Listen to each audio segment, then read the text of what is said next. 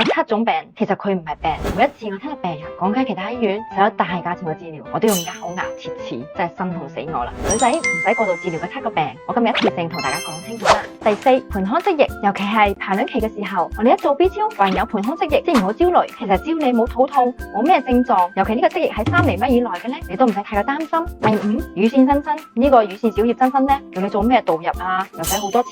其實好多女仔多多少少都會有乳腺小葉嘅增生，呢一個你只要定期檢查，保持心情愉悅就可以啦，唔使太過害怕嘅。第6，生理性卵巢囊腫，呢個係每個月都有可能會有嘅，佢可能係卵泡，亦都有可能係排卵之後嘅黃體，下次經乾淨複查，經常都會消失嘅，所以千祈唔好被忽悠去做呢個手術啦。第7係 HPV 感染，喺有性生活嘅女性一生當中咧，係有90%都會有一個性嘅 HPV 感染嘅。16、18、52、58呢啲高危型，大家要重視。其他陰部嘅 TCT 冇問題，定期複查就可以啦。HPV 至今都冇咩特效藥嘅，主要都係靠平時大家早瞓覺、唔食煙、多鍛煉身體，提高自己嘅身體免疫力，去消除呢啲 HPV。咁我哋就可以少花冤枉錢，我哋係要花少錢辦大事嘅精緻蜘蛛女孩。